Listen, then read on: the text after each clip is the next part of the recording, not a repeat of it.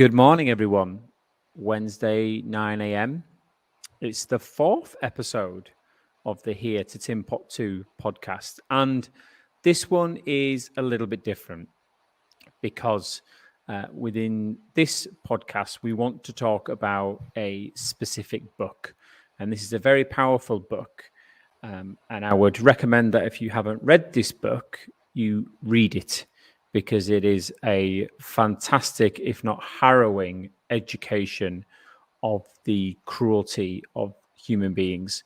And the setting was in World War II, in 1942.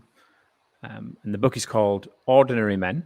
It's written by Christopher Browning, and it follows a very short period, 16 months, very short period in terms of the length of the war, of Reserve Police Battalion 101 and the final solution in Poland. I'm just going to read something just to set the scene here, to give you the gravitas of this book and the power of it. And the synopsis says, the chilling analysis of how a typical unit of German police, so these are not soldiers, German police, actually operated during the Holocaust. In 1942, March, 75 to 80% of all of the victims of the Holocaust were still alive. As 80% of the people that died in the Holocaust were still alive in March 1942. 11 months later, so less than a year later, 80% were dead.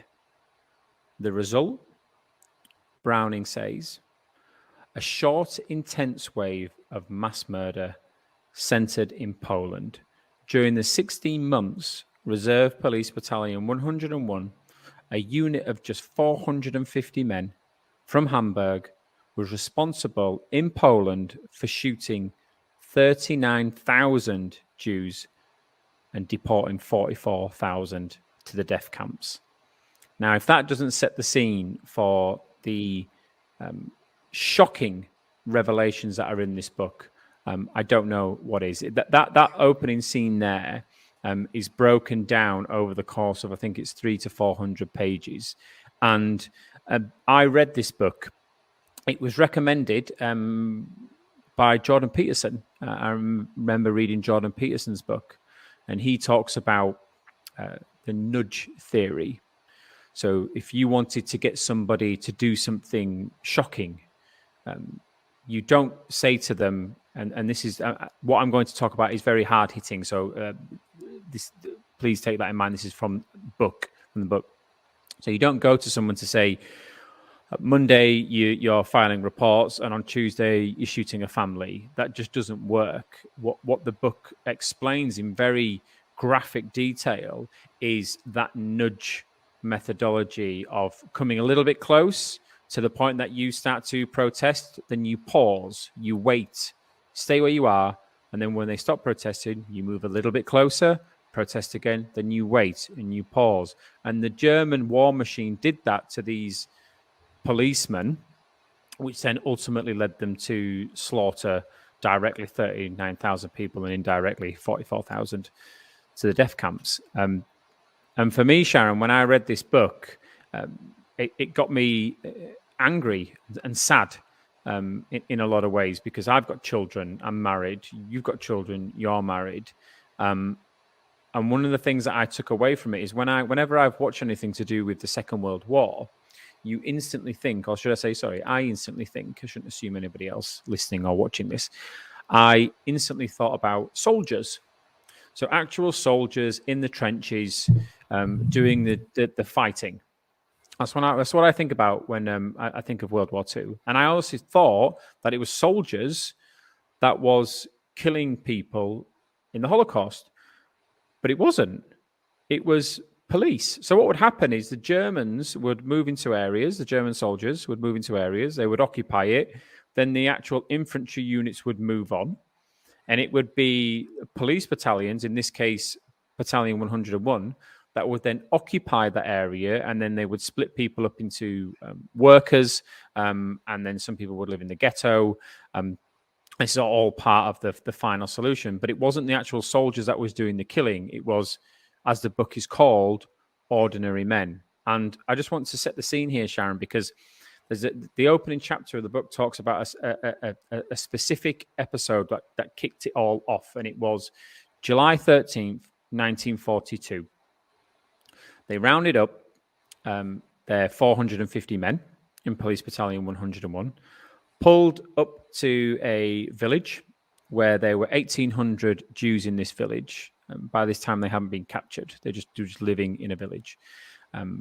And the policemen didn't know what was happening that morning. They were just being normal policemen the day before.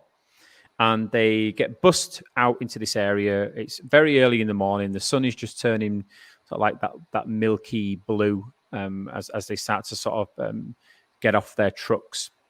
And their captain at the time, a chap called Major Trapp, gathered them round and gave them their assignment. And it says in the book, Trapp gave the order with tears in his eyes in terms of what they had to do. And the job that they had to do was they had to select some work Jews, and they defined work Jews of people who were able-bodied to work and help the war effort, and give the permission to shoot the rest of the men and women and children who were not able to work.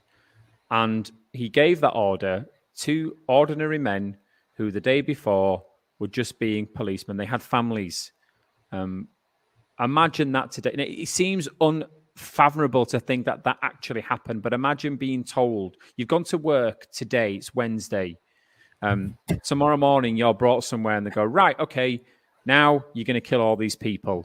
It beggars belief. And there was an astonishing revelation, wasn't there, Sharon, in that point, in that he actually gave permission for some soldiers to volunteer not to do it. And I when I read that bit, I thought, wow, imagine what must have been going through their minds at that moment. They don't really know each other very well at that point. So they haven't really built any strong bonds. But they're a group of guys that they've got a mission to do. They've been given an order, and they've then been given an out. That's a difficult situation to be able to decide, okay, now, I don't want to kill people. I absolutely don't. But equally, I don't want to look like an idiot in front of the rest of the people. Or I remember reading in the book, I can't remember the specific word they said, but they were just like, we got the assignment, but we didn't want to look like cowards. That cowardly piece. And to start with, I don't think it would have really sunk in as to what they had to do, what brutalities and emotions and trauma for both sides was going to be put to them. And for those, as you said there, they had families, they had wives, they had children, and probably to start with, they weren't in that place where they'd had all those nudges which took them, and that was how it was quite cleverly done. I know we'll talk about this more, but those nudges where they used the enemy and reminded them that all of these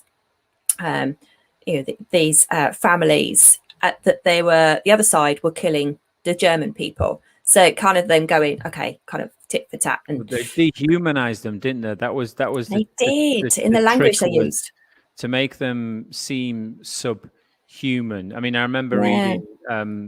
What was fascinating is it's that classic bell curve, isn't it? That you've got 10% who adamantly will not do it and don't take part. And bearing in mind, this is in Nazi Germany time. So for a soldier to say no, because you might be watching this now and listening to this now thinking, well, of course I would say no. This is 1942 Nazi Germany, and you're in the heart of the occupied land, and you're given an order and an hour. And for you to say no, I think that's very, very, very brave for them men to say no to that. And then you have the 80% in the middle who don't really want to do it, but they've got their job and they don't want to seem less macho, as they say. They don't want to seem weak, like a coward. Of course, they're going to pull the trigger. That's my job. I need to do this. I'm helping the war effort. These people are killing my people, so I'm going to do that. Bearing in mind, these people are children, women, old men, women. They're not killing anyone. And then you've got the 10% on the other side, which is even just as interesting, who actually enjoyed it, reveled in it, and got pleasure out of it. I mean, one of the things that I found, Sharon, I'm just going to read this out because it's very powerful. So at the end of the war, they had the trials, and a lot of people were interviewed as a result of this. Bearing in mind, these trials happened in 1965. So the war had ended 20 years ago. Some of these happened in the early 40s, and nothing was... it was heavily documented, which we'll get into, but that was all destroyed. So you try to... If you're watching this now and let's say you're 40... go back and remember something 20 years ago. Yes, you could probably imagine a terrible moment, but you remember that in precise detail. Difficult to do. But what I found was interesting was what this policeman said. So they're rounding up women and children, and the order is you take them to the square in the village, and those that can work go over there.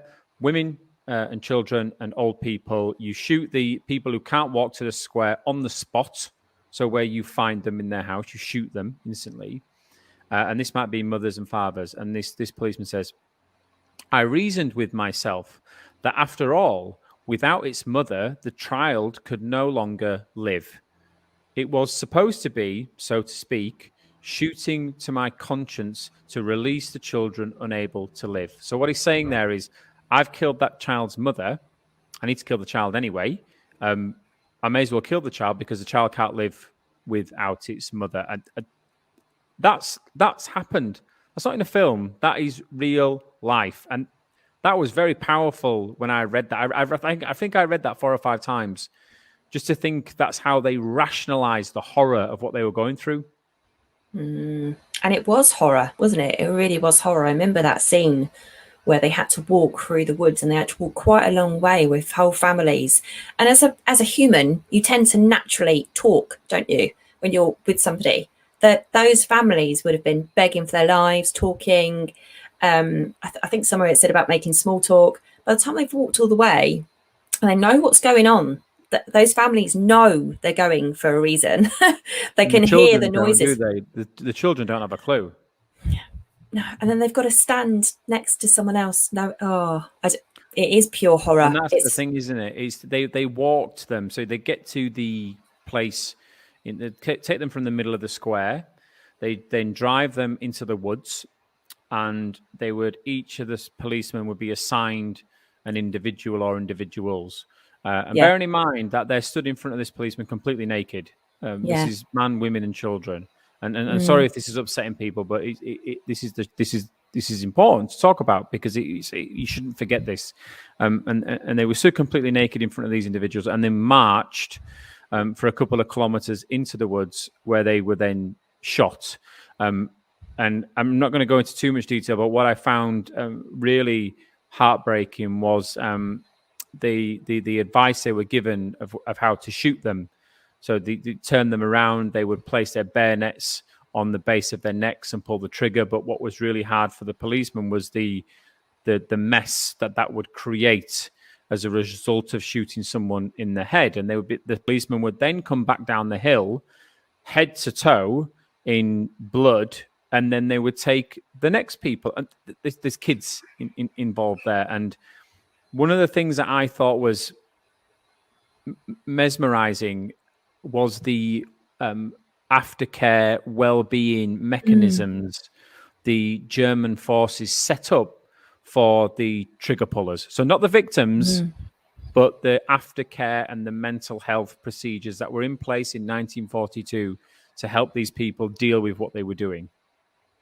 Yeah, they did really recognise that needed to be. It was an issue, wasn't it? That they needed to sort it out and have a proper plan for it. And what they broke that process down, didn't they? So I thought, well, why would you take part in this? Why would you do this? But German efficiency in the most horrible sense. But everything was documented. every part of the process was broken down so not one person owns that entire process. Everybody had a part to play, which means that everybody psychologically had a out. So I'm just playing my part in the cog, in the massive war machine. My job is to round these people up, put them here. Your job to then drive them out. It's my job to then take their clothes off. It's my job to then walk them out, and it's my job to pull the trigger. Not one person owned that entire thing. And then they rotated them, didn't they? So that's how they kept the sort of the mass killing up. And I don't know if, Sharon, if you've seen the talk from Jordan Peterson where they say Germany could have won the war. They could have quite easily won the war if they didn't exterminate the Jewish people and they used them to fuel the war machine. But as Germany was losing the war, they ramped up the mass killings to get it done quicker. And I don't understand the rationale for that. I mean, I understand the sort of like thought process of why they want to do it, but if you're going to win a war, why would you not try to win the war first and then go back to doing what you're doing, as horrible as it is? But I don't understand the drive to exterminate in such a way. In such a large volume over such a short period of time as well. I mean, that's what I really struggled to get my head around when I read the numbers. Well, I looked at all the, the bit with the railway, all the trains going in and out, the huge volume of that, and somebody having to someone's going to drive that train. All of that stuff was just, the logistics was just, well, horrendous for one word, but incredibly amazing and fascinating to think of it in that way, of how big this operation was and how long it went on for, and the huge impacts of that across obviously the whole of the country and much, much wider. It was just massive, a huge operation. And as you say, everybody had their own kind of parts to play in all this. So that someone gave the command, someone sorted the train, someone did that. But it was just huge, the size of this and the expense of it as well. And I remember reading that the police battalions got very excited when the concentration camps got set up and was going, because they were killing people on a volume that bullets would never match. So it then interestingly saved their own well-being, because all they then had to do in their terminology was put them on a train. They didn't have to then shoot them. So once I put that person on that train, my part of the process is done. What happens on the other side, that's got nothing to do with me, so I can sleep with a guilt-free conscience, bizarrely, because this is the part for me that sort of stuck with me, and it still has to this day, is they talk about the shadow, don't they? And Jordan Peterson talks about this. Lots of people talk about this. Jung spoke about it as well. They talk about your other self, your shadow. And self, yeah.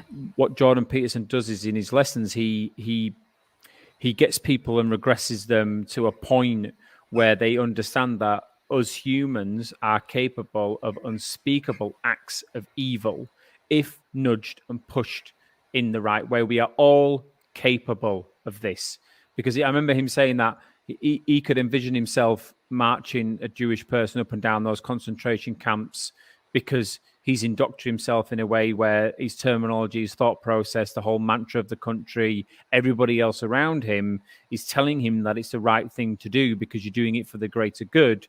You can understand how that would push someone down that path. And those 10% that didn't do it, I think they're the unique ones to go, I didn't take part in this because I know it's wrong. Yeah, because there were some that when they're in that woods scene, just went off in the woods and hid, weren't there? And cried. And and the officers knew this and kind of just went, okay, that's just the thing. Let them be. So they all knew it was wrong, didn't they? Because the officers are seeing the policemen walk off and not do it. Maybe one's pulled the trigger and then gone, no, I can't do this. Others have gone, I'm not doing this. I'm not shooting women and children. And they've took themselves off. And again, this is in the height of Nazi Germany. They're not being punished for that.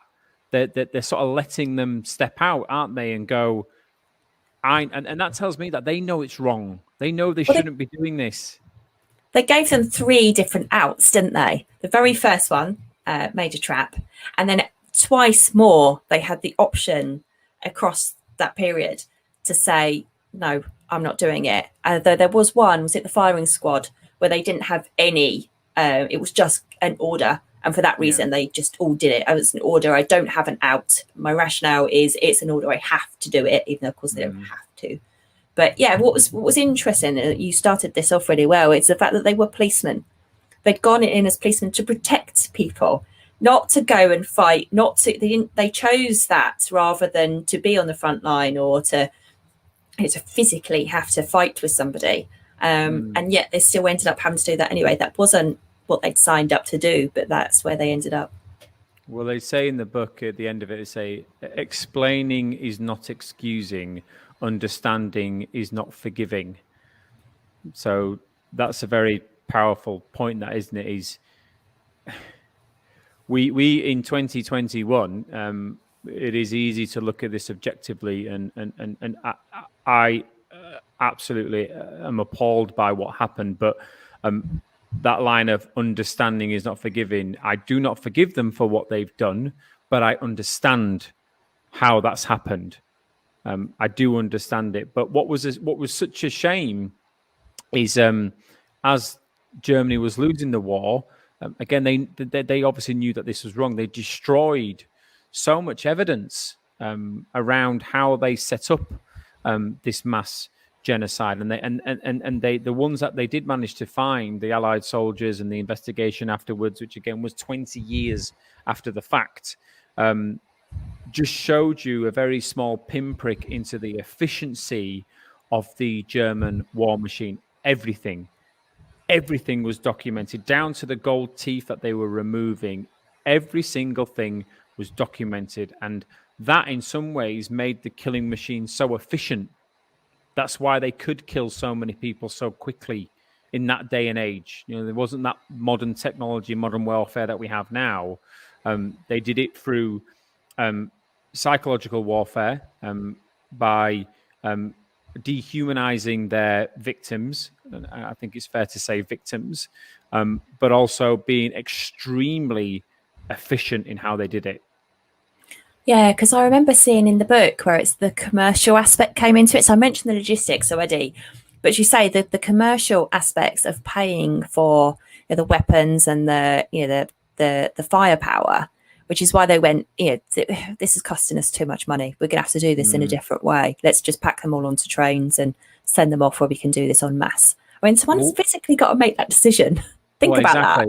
Someone's got to go, what's it costing me to shoot this person? And it's a very good point there, Sharon, because there was that line in the book, that paragraph in the book that spoke about when a police battalion would arrive to a ghetto, you would have the German officer there fighting very strongly with the police not to take, as they classed it, their worker dues, because they were adding value to the war machine. They were creating the garments, the bullets, the bombs, or whatever that might be, to help fuel the effort, because that was the whole point, was to win the war.